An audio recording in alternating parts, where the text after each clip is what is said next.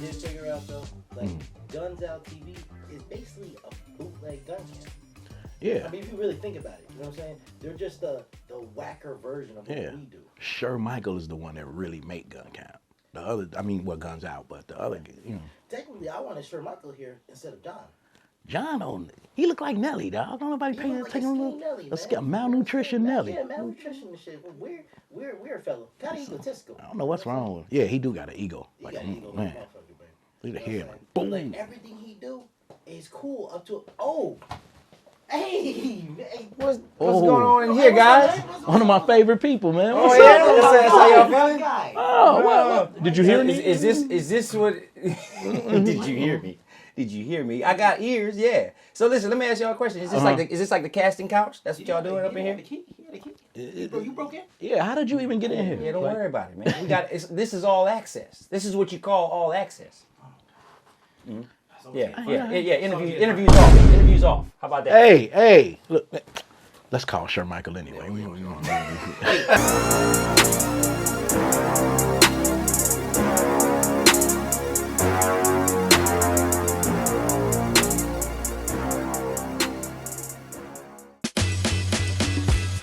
Really excited about this docuseries that we're beginning today. We're here in Chicago at Blockhouse Studios, and today I'm meeting with and interviewing a legend in hip-hop, Twista. And we're gonna talk about his passion for firearms, his involvement in the Second Amendment community, and this amazing organization that he stood up and is a figurehead of, Gun Camp. For this interview, man? Let's do it, Let's do it. Guns Out TV. Man, Twista, this has been such a long time coming. From the moment that I found out that you were active in the firearms community, first off, I was blown away.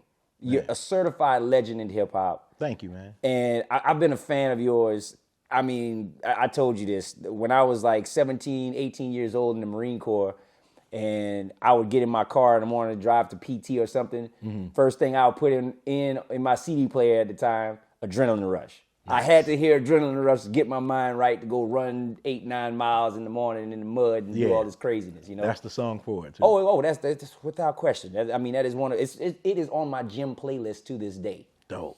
And you know, I'm a big fan, but I don't fanboy out. And you know, I never really articulated how much of a fan I was. But yeah, we taking pictures after this too, because we still haven't taken a picture together. Yeah, just me. Not one of those type. Not one of those type of pictures. But we're gonna do that today, man, because you know, I really am enjoying the opportunity that I have to really get to know you more as a person, and then obviously get to explore the entire organization of Gun Camp. Yeah, so thank you for opening your doors to us, man, and thank you for taking the time for this. And you're welcome.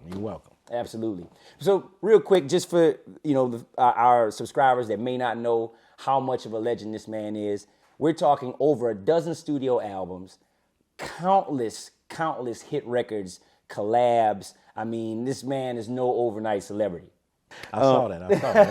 That was good. You know, and yet and still, even with all of that success and still active in hip hop, you take the time to interact, partake, and contribute to the firearms community. And I think that's huge. I think that's huge specifically because a lot of celebrities that are supporters of the Second Amendment, they aren't really as public about it, but not for you.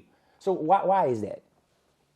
I think for me, being such a fanatic, being such a gun nut, being so driven to be a part of the community and also legally do what I want to do with firearms, I think the drive alone and the passion alone have became just as big as it is for my music. And so if you see where I was able to take my music, to just know that my passion is that strong for this, it puts me in a position where I feel like I would be ready to take on some of that conversation when it comes along, and then I come from more of a common sense perspective, so I just feel like it's important enough to me. And then I learned how important it was for me. I thought I just wanted to be an instructor.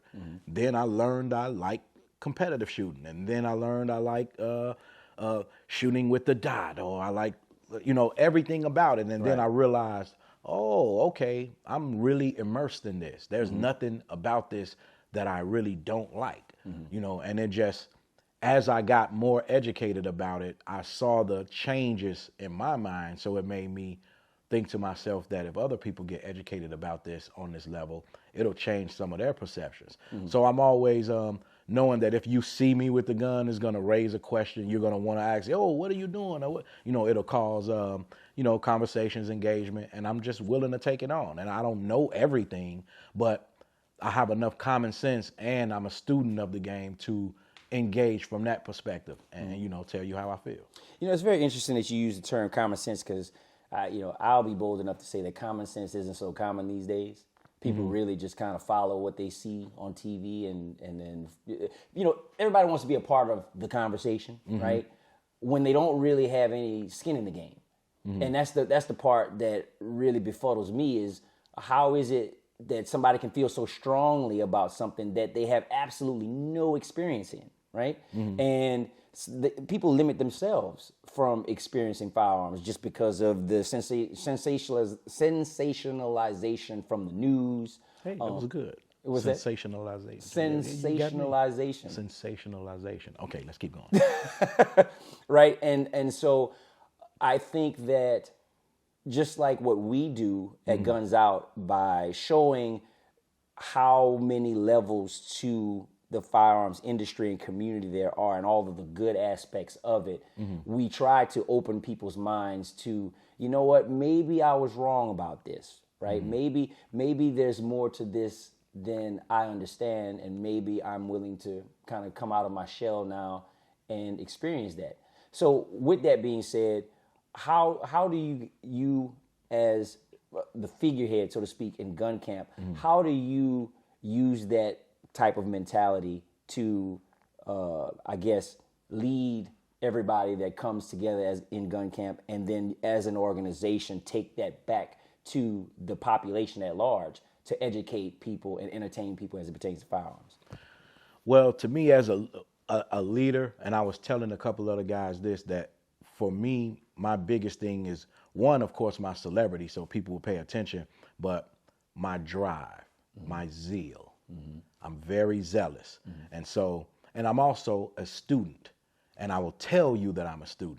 So I'm not in this and to the level where I'm going to sit back and, oh, I know that, you know, and just come off in a way where I want you to think I know everything about firearms and the laws and everything. I'm a student. And that's why common sense is important to me, because once the common sense clicks in and you realize, oh, the gun, you shouldn't blame and all of these things start clicking, then you start to educate yourself. So that's where I'm at. I educated myself to the level where my common sense and education met each other, and I know in my heart that I'm going down the right path and doing the right thing, and this is what I believe in.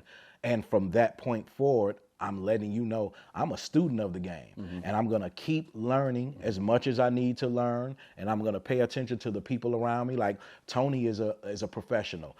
Eddie is a professional. Iggy, who I didn't get to talk about yesterday, is a super professional. So, you know, I pay attention to the guys that I'm around, and even though I may have been the one that started it and is the so-called leader, in truth, I'm a student of the game, and all of the people that are in gun camp taught me. So the student is the leader, and it just gives it a whole different dynamic. And that's awesome. And before I expound on that, because there's a likeness and a synergy between gun camp and Guns Out in that way. I'll get to that in a second. But I've got kind of hung up on your response there, because what is Eddie a professional at again? Eddie is a professional at being a piece of shit. He's got 2 left feet and 2 left hands. Oh, wow, yeah. No, I've actually seen him. It looks like he has 2 left hands when he's shooting. It's like I've never seen somebody shooting. It looks like both of his hands are on the same side of the gun. Yeah, and when he runs, it looks like 2 left feet. He leans to the left.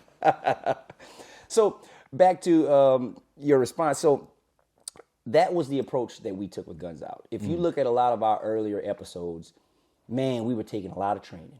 We were going to a lot of gun ranges. We were partaking in a lot of unique experiences as it pertains to what's available out there to civilians, and we were taking a lot of training, right? For me, man, when I started taking training, it enhanced my range experience. Yes. Because it got to a point where when I first started shooting, I would go to a range and it would be the same drill. I would put up a target, I'd send it out to a certain distance closest, and then just keep pushing it out and just try to stack holes. There was no draw from holster. There was no engaging multiple targets, transitioning, none of that stuff. And so just through wanting to not let the experience fall flat, training was the next evolution for us. Yes. So then we started taking training, and man, blew my mind with so many different techniques between pistol and rifle, so many different applications, and setups for rifles and pistols depending on what you're trying to accomplish, right? Yep. And then that leads to competition shooting. So in your mind, how important is training for anybody that has become a new shooter or even thinking about becoming a shooter? Training is key. Training is everything. Like this world to me doesn't exist or should be paid attention to if it's not paired with training, because that's how we all stay safe. Right. Even though, that's why we have these conversations about a firearm, is because they actually have the ability to harm someone. Right. So definitely to be involved or immersed in this world, you want to pair it with training. Right. Safety and training. The same thing, like me and Eddie, we will go take extra classes, night vision courses. When we first took a red dot course together, and then training with Tony, doing USPSA, like you said, everything as far as transitioning and things like that can take you to another level as far as a shooter and a teacher as well. But I think too, even for the civilian or regular person that thinks they only want their firearm for concealed carry, just to protect myself, you'll be surprised how many people don't know how much they would love shooting if they just went to the range on a normal basis. Yeah. And then it grows. For some people, that's it. But for some people, they say, man, I wonder how it would be or feel to shoot faster. Then some people say, man, I need to get efficient at drawing from this holster. Then some people say, hey, I heard it's like a local practice night at this range. I think I want to try that out. So for some people, it grows. But even if it never grows to the point that you want to be this super professional in the gun world, training is key. Even as a regular civilian that's sitting at home that you may think to yourself, I just want my firearm for home protection and carry. You need to train because you're looking at that thing and you're imagining in your mind how this movie is going to play out if somebody kicks in your door or you do something, and then you realize that you're just a noodle with that gun. Bruh. So I think one of the biggest misconceptions that we have to get rid of is this whole notion that ownership of the gun makes you a professional with the gun. Yeah. It's interesting how people don't give a firearm the respect that it deserves initially in a lot of cases. And it's usually after the purchase. Before the purchase, they probably give it too much respect, to the point of which it's kind of off-putting a little bit. Yeah. Then they get the gun and it's like, oh, I got the gun, right? And that's it. And then some people, bam, they close the box and they put it under their bed, they put it on a nightstand, whatever, and they don't even really think twice about what happens when I got to deploy this? What happens when I got to deploy it under duress? Because in their mind, the movies they saw was the training. Was their training, right? Yeah. And unfortunately, that the subconscious can't really do that for you in this case. The subconscious can do a lot of things. Yeah. But it can't do that. And it's unfortunate that some people find out at the wrong time. At the wrong time. No, 100%. So we're gonna transition back to music real quick. You hold a Guinness Book World Record for 598 syllables in under a minute. Yeah. Unbelievable. Like, when I say that and I think about how many syllables that is and how long 60 seconds isn't, I just can't even, my brain just explodes. My stamina rocking the rhythm, my stamina rocking the lyrical, breaking the from the lyrical manifestation, put them in the lyrical lot. It was fast like that. I rarely tell this story, but when I broke the record, I would always expect for somebody to come behind me. So my goal was, I'm going to do 600 syllables, because somebody's gonna come behind me and try to break it. Right. Now, obviously, the professional who had to slow the vocals down and count the syllables, I guess 2 syllables were slurred to him, so that's how I got 598. But my max at the time I did that was about 670 syllables. Oh my God. So I would wait until somebody came along to break the record, and I was like, okay, I'll do 610 or 620. Then I'll wait, and I knew You what was my ready. max was. I was ready. Over 10 years passed. Nobody ever tried to break the record. So by the time people started going after it, I was fully a professional. It was old. I had used it up in my promo life. Right, You know, right. it was, I won't say didn't care, but I didn't mind somebody breaking Right, it right, once- yeah. once Records I are got meant to be down. broken, right? Yeah, So records wait, are did meant somebody to be break the broken. record? Yeah, you got some young cats. I always forget his name, but it's a young cat now that broke How that many record. syllables did he do? Probably around close to my max. Okay, Somewhere in there. around 6, 7-ish. Yeah. Wow. Yeah. You're not gonna get too much further than 675, 680. And After it'd be that, understandable. yeah, after that, you starting to exceed human possibility, unless you're a freak. You know what I mean? Well, you know, we are in the advent era of AI, so we'll see if maybe somebody can get AI to break that record, because I think that that's might gonna be be rough. You know, I dabbled with it a little bit and spit a few rhymes in there to see if it could keep up. It can't keep up. With me. Wow, you see, Not yet. faster than AI. Not faster yet, than yeah. AI, guys. AI don't got me yet. That's impressive. That's impressive. Not yet. Album, Shooter Ready. Shooter ready. Unbelievable. I can't overstate how this man is able to articulate so many firearms nomenclature in a song, make it entertaining, and make it make sense. Unbelievable. I mean, people can literally just learn some things from your songs about firearms nomenclature, pistol calibers. Unbelievable. And I haven't really taken it there yet. Like Shooter Ready was just the introduction. Me dabbling with rap world meets gun world.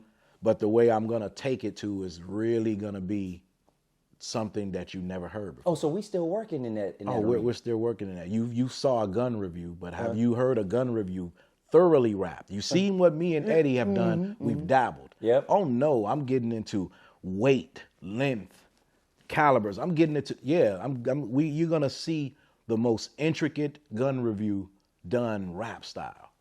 You know, and I then can't wait. my next Shooter Ready project, which I may title Shooter Ready 2 or do differently, I'm really gonna marry both worlds. I'm gonna have artists more interested in the 2A community and firearms from the way I rap it, and I'm gonna have people in the 2A community having this music in their ears, running a stage. You know what I mean? So I want to make music for the shooter, and I want to make music about the 2A community for regular people, so they can have a better understanding. That's awesome, man. That's awesome, and you know, because you already have that intent, I know you're gonna nail it. Because, I because that's got where this. it starts. When you have the intent, the plan comes together, and I got this. You got it. Don't worry about it. I got this. I'm gonna do this just like Eddie. Yeah. I feel that, man. I feel that. One of my favorites, Twista Mitchell. I thought that was just brilliant. You know, thank you, has man. Jerry Thank heard? Has Jerry heard that song? Oh, Jerry loves that song. Jerry, you know, I would love to. You know, when we finally do something exclusive with Jerry, I would make sure that song is playing. Oh, you got to. Yeah. Gotta have that song playing. And That song made me the most happy as far as recording it.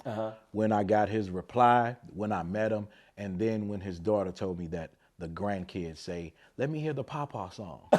Oh man! So that was a beautiful thing to me. That right is, there. and man, Jerry, isn't he such an amazing human being? Man? Amazing. I mean, it doesn't feel more like family than Jerry. I think. Yeah.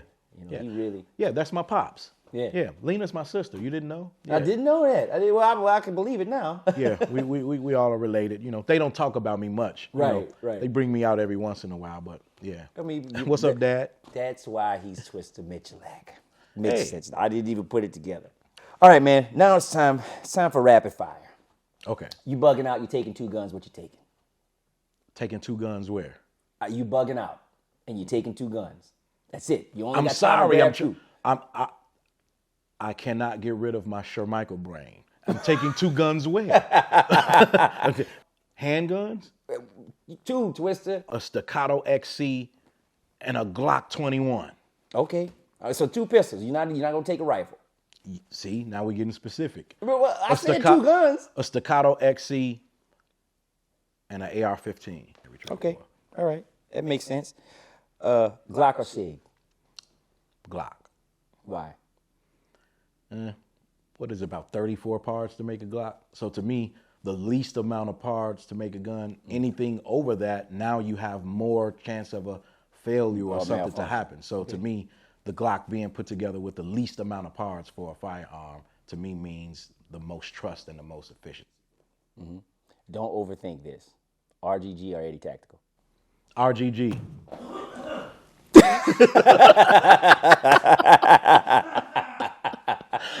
All right. He heard me. All right. Again, don't overthink it. John or Michael? I'll put you on the spot with that one. You put me the friendly part of me want to be like John. The asshole part of me want to be like Michael. Well, you know what? I'm an ass today, Michael. Oh, there we go. Sherm, he did that for you because you weren't here. We got to make you feel special. Yeah, we got to make you feel special. Yeah. If you had to run a stage against one person in gun camp, who would you be most intimidated to run that stage and compete against? Tony. Tony? Yeah. I believe it. Tony. I believe it. Tony, you know, something about Tony, he has this presence. Right? You haven't seen Tony run a stage yet. I've seen him run a stage on his Instagram, and I've you got to see it in person. I do need to see it in person. It look, you know, the first thing that comes to mind is Juggernaut, bitch. Yeah, I'm trying. This shit does not look real. He's like a superhero on the stage. And then the splits, some people say, oh, the splits won't save you time. If your splits are like his, it's going to save you time. Yeah. And then he's just flowing through the stage. Yeah, it's like magic. So Twista, listen, man, this has been absolutely amazing. We could talk all day about so many other things. And you know what? Definitely we're going to have you on our podcast, hopefully at Range Day, if your schedule permits, because we always podcast at Range Day. So Range Day 2023, guys, coming up August 5th. You don't want to miss that. Hopefully we'll be graced by Twista's presence and we'll have him on the Go Beyond podcast, and also the gun camp, because you know if Twista's there, you know gun camp's going to be It's going down. Twista is going to be there, and this is the slow takeover of gun camp, of Guns Out. It looks like I'm just doing an interview. It looked like Eddie and the guys are just doing an interview, but this is a plot and a scheme. We are like a virus. We're going to take over Guns Out, and this is our shit. completely assimilate in the Guns Out. Completely. That's what's up, man. Hey, listen, if any other group was to take over Guns Out, I think I would absolutely be okay with handing the keys over to you, sir. Me and Eddie, Sherm Eddie, and Twista Keys. It's going down. No, but I do want to say this. Much love to everybody. This is your boy Twista. I'm glad to be a part of Gun Camp. I'm glad to be down with my brothers from Guns Out TV. These are some very good brothers that you should look up to. I think they are very important for the firearms community and for people in general because of their vibe and their energy and their spirit. So you should definitely pay attention to Guns Out TV, everything they do, and watch out for your boy Twista. Watch out for Gun Camp, my boy Eddie Tactical. We have a lot more things in store for you coming up. So keep looking, stay tuned. This is just the beginning. Twista, Guns Out TV, Gun Camp, let's go. And get some. That was for sure, Michael. That was great, guys. That was great. A few things I didn't like about it. Still in my element, go ahead and tell a friend. I should be televised, headline and main event. Maybe that's for starters when we at the party. My middle name should be after party. Yo, last name whoa, first name wow. You ain't getting to it, I'm hanging up, don't wanna hang out. Wrong time, right place, baby, watch out. Here we go again.